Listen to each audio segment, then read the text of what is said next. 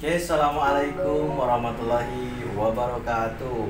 Berjumpa lagi dengan saya di sini di Bakso Channel ya. Pada kesempatan kali ini dengan konten yang ditunggu-tunggu mungkin buat kalian semuanya, yaitu untuk menjelaskan modul ke-10 bagi siswa-siswi farmasi kelas 10 ya di semester kedua ini. Nanti kita ada resep. Kita untuk minggu sekarang kita belajar meracik obat dari bahan obat yang sudah jadi atau dari obat paten ya. Nah, untuk itu sebelum kita lanjutkan ke videonya, bagi siswa-siswi yang belum mensubscribe silahkan di-subscribe, ataupun yang lain juga anak-anak farmasi yang membutuhkan informasi-informasi mengenai pembuatan jurnal dan cara praktikumnya untuk dasar-dasar kefarmasian atau ilmu resep, bisa di-subscribe dan jangan lupa bunyikan loncengnya, karena nanti ke depannya kita akan ada video-video lanjutannya ya. Selamat menyaksikan. Oke, di sini kita sudah ada resepnya. Ini sesuai yang tadi saya katakan bahwa kita sekarang akan belajar mengenai resep yang ada obat patennya ya. Di sini mohon maaf untuk contoh resepnya, yaitu seperti ini. Ini ada Bodrex tablet ya sebanyak 10, kodein HCl 100 mg. Ini MF Dain Caps 012, STDD Caps 1 Pro Olga 9 tahun. Nah, bagaimana cara membuat jurnalnya? Seperti halnya biasa yang kita pelajari di sekolah ini ataupun sama dengan sekolah-sekolah yang lain. Pertama, dalam membuat jurnal itu kita sama ya, jurnalnya kita bagi dua terlebih dahulu. Selanjutnya ada kolom huruf dan ada kolom angka ya, angkanya angka Romawi. Yang pertama yang untuk resepnya silahkan nanti dipindahkan sesuai dengan jurnalnya masing-masing. Terus di sini karena kita ada obat paten, otomatis kita ada resep standarnya ya. Nah, bagaimana caranya di resep standar? Mungkin di video sebelumnya sudah pernah belajar, atau adik-adik semuanya yang pernah belajar di sekolah farmasi pasti tahu bagaimana cara mencari resep standar dari obat paten ya. Nah, di sini kita kasih tahu untuk mencari resep standar dari obat paten. Di sini salah satunya dari ISO ya. Sebentar, dari ISO Indonesia. Boleh edisi berapa aja ya, silahkan. Kalau di sini ini contohnya edisi yang lama, yang edisi volume 49. Mungkin sekarang ada yang lebih baru lagi dari ini. Caranya sama, dilihat di belakang. Dari indeks dagang ya, karena kita ini carinya nama dagang ya. Bodrex itu obat paten. Cari di indeks dagang, cari Bodrex, nanti langsung di sini cari salah satu, nanti ketahuan di resep standarnya. Kalau nggak salah di situ ada, nah di sini ada Bodrex ya, di ISO itu isinya paracetamol 600 mg dan kafein 50 mg. Nah, jadi di situ nanti di jurnalnya tinggal ditulis Bodrex mengandung paracetamol 600 mg, kafein 50 mg. Nah, seperti itu untuk di resep standar dari Bodrex ini ya. Nah, selanjutnya yang B itu ada monografi. Silahkan dicari monografinya mulai dari pemberian, khasiat, sinonim ya, dan daftar pustakanya ya. Seperti itu. Silahkan dicarinya di mana? Seperti biasa kita carinya di Farmakope ya. Boleh Farmakope 3 ya. Setelah itu, setelah kita cari pemberian dan yang lainnya, baru kita mengerjakan yang lainnya ya. Misalkan tadi di sini resep standar.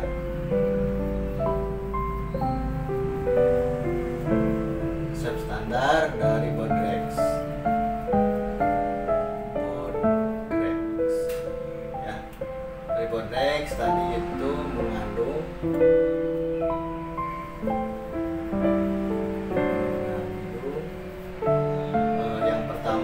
paracetamol. Kalian tulis paracetamol ya sebanyak 600 mg dan kafein 50 mg. Nanti di daftar obat juga kita cari paracetamol itu golongan obat apa, kafein golongan obat apa, dan kodein golongan obat apa. Ya, seperti itu. Ya, selanjutnya untuk mencari daftar DM ya. Untuk mencari daftar DM di sini kita lihat tadi untuk daftar DM dari resep ini pertama yang ada DM-nya itu kafein dan kodein ya, kodein. Nah, di sini untuk perhitungan DM ya seperti halnya biasanya ada 3 tahap untuk menghitung DM. Pertama kita menghitung dosis terapi ya. Terus di sini karena umurnya 9 tahun kita ada konversi DM ya, selanjutnya persen DM. Nah, untuk dosis terapi 1 kali ataupun 1 hari kita harus bisa menerjemahkan dulu resep yang akan kita kerjakan. Nah, caranya bagaimana? Kita terjemahkan aja satu-satu untuk bahasa Latin ini ya. Silakan dicari bahasa Latinnya. Kalau misalkan masih lupa, tulis di sini miscefa kayak gitu, campur ini buatlah kayak gitu, pulpis ininya serbuk terbagi ya kayak gitu. Jadi maksudnya kita terjemahkan saja langsung ya seperti ini. Ini campur dan buatlah serbuk terbagi ke dalam kapsul sebanyak 12. Nah, jadi maksudnya gitu. Kita ulangi lagi kalau misalkan belum paham. Kita disuruh mencampur dan membuat serbuk terbagi tetapi dimasukkan ke dalam kapsul sebanyak 12. Jumlahnya apa saja bahannya? Bahannya ini, jumlahnya segini ya. Berarti ini semuanya itu untuk 12 bungkus ya. Sedangkan kita untuk mengetahui dosis terapi untuk 1 kali itu kita harus tahu 1 bungkusnya berapa atau 1 kali minumnya berapa. Di sini kita lihat signanya ini 1 kalinya cuman 1 kapsul. Berarti kita cari 1 kapsul dulu dari semua bahan ini. Caranya gimana? Ya semua jumlah ini misalkan kita mau cari yang kode ini yang gampang. Untuk mencari 1 bungkusnya ini kan untuk 10, maaf. Ini untuk 12 bungkus ya, karena di sini disuruhnya 12. Ini ya ini untuk 12 bungkus. Kalau kita pengen tahu 1 bungkusnya berapa, ya kita tinggal dibagi saja 100 dibagi 12 itu menjadi 1 bungkus gitu ya. Jadi semuanya paham. Bagaimana kalau yang kafein? Kafein itu gimana? Karena kafein kan bagian dari Bodrex.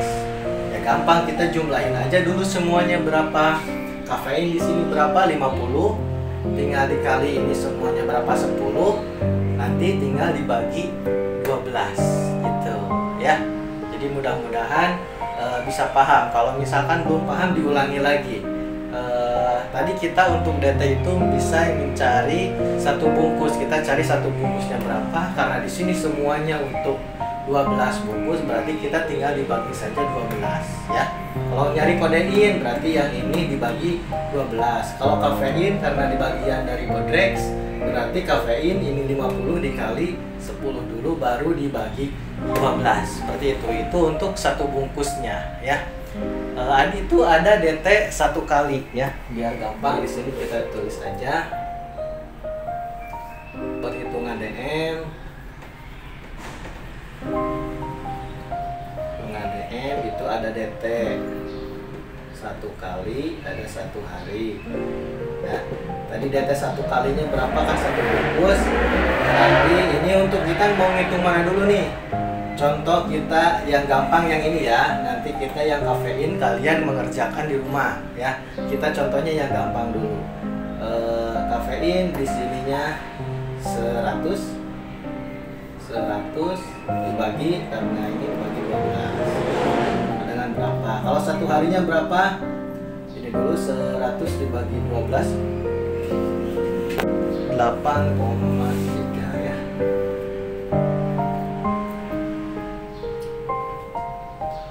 8,3 miligram.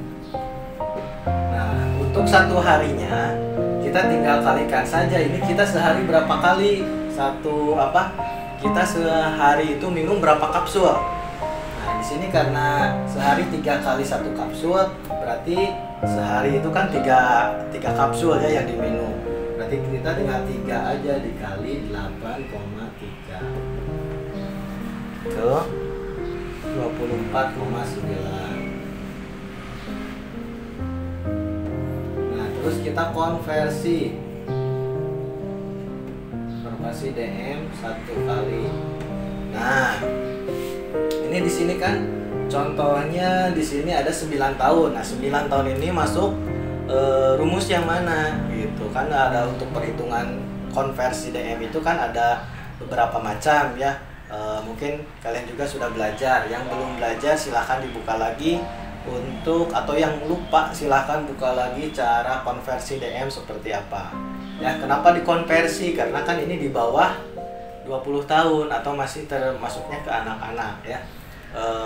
Di bawah 20 tahun. Kalau di atas 20 tahun kita nggak usah dikonversi, tinggal pindahkan aja yang ini nih, yang dari daftar DM ya, daftar DM-nya tinggal dipindahkan saja. Kalau yang ini pakai yang N/20 dikali DM ya, gitu. Jadi sama dengan N-nya itu apa? Umur per 20 dikali DM-nya. Yang ini itu kita nyari yang kodein kan. Kita cari di farmakope tadi ya, yang kodein itu untuk 1 kalinya 60 mg ya. 60 berarti 60 mg. Tinggal hitung yang 1 harinya sama 9/20 dikali 1 harinya, kodein itu 300. Nah, ini tinggal dihitung saja. Kita hitung dulu ya.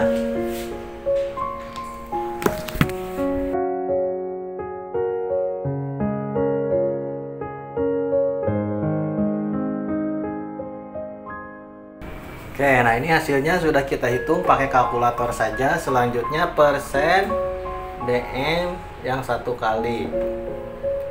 Rumusnya biar gampang, ini kan di atas DT per DM ya. Jadi DT 1 kali per DM 1 kali dikali 100%. DT 1 kalinya berapa? Di sini 8,3 per DM-nya ini berapa? 27 dikali 100% sama dengan 30,74% ya. Yang ini 1 harinya, sama rumusnya DT per DM kita masukkan 1 harinya 24,9 per ini 135 dikali 100% sama dengan 18,4%. Nah, gitu ya. Ini untuk menghitung persen atau untuk menghitung DM dari kodein ya, dari kodein. Nah, selanjutnya kalian di rumah silahkan dihitung DM untuk kafein ya, seperti itu. Caranya gimana? Ya seperti halnya tadi, kita kafein cari dulu untuk 1 kalinya, 1 kali minumnya tadi ya, tadi sudah dijelaskan ya, seperti itu. Oke, tadi kita sudah menghitung perhitungan DM-nya. Selanjutnya kita menghitung bahannya ya, perhitungan bahan. Nah, untuk perhitungan bahan di sini sebenarnya ada 2 cara untuk menghitung bahan dari sediaan paten, atau maaf, dari resep yang ada obat patennya ya. Langkah pertama yaitu Nah, di sini ya sebelum kita melanjutkan ke tahapannya, untuk praktikum kali ini kita ada dua resep ya. Dua resep ini, yang pertama dari salah satunya dari obat pateni, yang pertama ada Bodrex ya. Nanti ada yang selanjutnya itu pengerjaannya kalian dengan mengambil tabletnya ya. Kalau ini kita coba belajar karena ada dua cara untuk mengerjakan resep yang ada obat patennya ya. Yang di sini, untuk yang di sini kita ngambil yang serbuknya atau bahan jadinya ya. Bahan jadinya ini paracetamol dan kafein ya, dari Bodrex ini. Nah, nanti di resep yang selanjutnya kita belajar meracik obat langsung dari tabletnya. Nah, sekarang yang akan kita lakukan itu mencari atau kita mengerjakan resep ini dari zat aktifnya ya, dari zat aktif dari Bodrex ini atau dari zat-zat yang ada dalam Bodrex ini ya, yaitu paracetamol dan kafein. Nah, jadi kita untuk perhitungan bahannya juga kita ngitung bahan yang paracetamol, kafein dan kodein ya, seperti itu. Nanti berbeda dengan cara kita menimbang atau mengambil bahan yang langsung tabletnya ya. Pertama paracetamol. Paracetamol di sini 600. Karena bagian dari Bodrex ya, Bodrexnya disuruhnya berapa? 10, berarti kita kali 10 ya. Sama dengan 6.000 mg. Selanjutnya ini kafein. Ya, kafein. Kafeinnya berapa? 50 mg dikali, karena bagian dari Bodrex dikali 10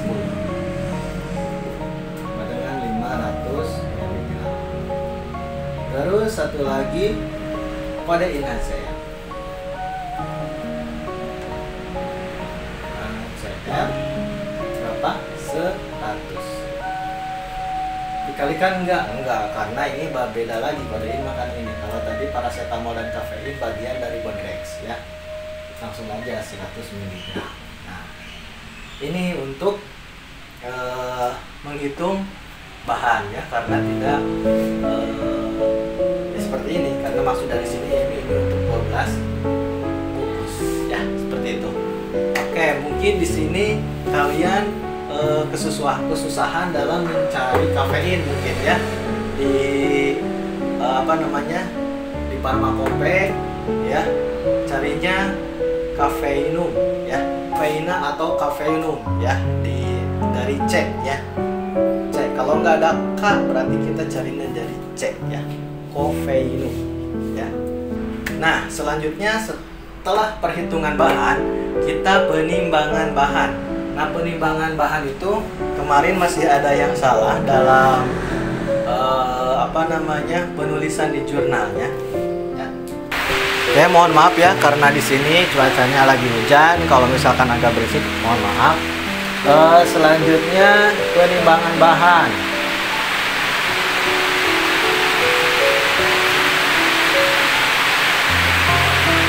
Kita pakai kolom ya. Di sini nomor, di sini bahan dan jumlah. Ya. Misalkan nomor 1 paracetamol itu jumlahnya berapa, langsung 6.000 mg. Yang kedua kafein berapa, 500 mg. Selanjutnya yang ketiga kodein 100 mg. Nah, seperti ini ya. Nanti di jurnalnya di kolom, di formatnya pakai kolom biar lebih rapih ya. Selanjutnya kita langsung ke prosedur kerja ya. Dalam jurnal kita prosedur kerja yang pertama seperti biasa, timbangannya disetarakan ya. Terus semua bahan ditimbang ya. Bahannya semuanya kita nyarinya yang ini aja ya. Terus selanjutnya di sini, karena di sini kita tidak ada perlakuan khusus, Boleh nanti kalau misalkan kalian mau diusulkan sakarum laktis, silahkan ya.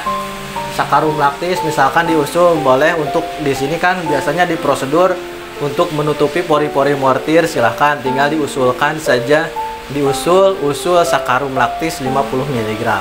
Kalau misalkan diusulkan, pertama yang dimasukkan yaitu sakarum laktis dulu, masukkan sakarum laktis untuk menutupi pori-pori mortir. Selanjutnya ini zat aktif semua ya, zat aktif semua. Kita masukkan dari yang terkecil dulu. Kodein dimasukkan, ad homogen, kafein, ad homogen, paracetamol, ad homogen ya, seperti itu. Terus selanjutnya setelah itu baru dibagi menjadi 2 bagian ya, sama banyak masing-masing bagian untuk 6 bungkus karena kita bikin 12 ya. Nanti setelah dibagi menjadi 12 bungkus, nanti dimasukkan ke cangkang kapsul. Nah, bagaimana cara perhitungan cangkang kapsulnya? Nanti seperti halnya biasanya, seperti halnya minggu kemarin yang sebelumnya, itu untuk cara menentukan cangkang kapsul itu sangat mudah sekali. Kita tinggal jumlahkan saja semua bahan yang ada di sini ya. Kalau tadi tambah ada yang diusulkan SL, berarti tambah SL 50 mg. Dijumlahkan semuanya, nanti dibagi 12. Nah, hasilnya itu masuk ke cangkang kapsul nomor berapa ya. Silahkan kalian cari terlebih dahulu supaya nanti kalau misalkan dijelaskan di sini nanti terpaku ke sini. Silahkan supaya kalian mencari ketentuan cangkang kapsulnya nomor berapa, silahkan masuknya ke cangkang kapsul nomor berapa ya, silahkan. Nah, setelah itu ya sudah, di cangkang kapsul sudah beres ya, tinggal dikemas, diberi etiket dan diserahkan seperti itu ya. Demikian untuk resep kali ini, mudah-mudahan bisa membantu teman-teman semua yang berada dimanapun kalian berada. Karena cuacanya semakin hujan, audionya semakin tidak terdengar, mohon maaf. Assalamualaikum.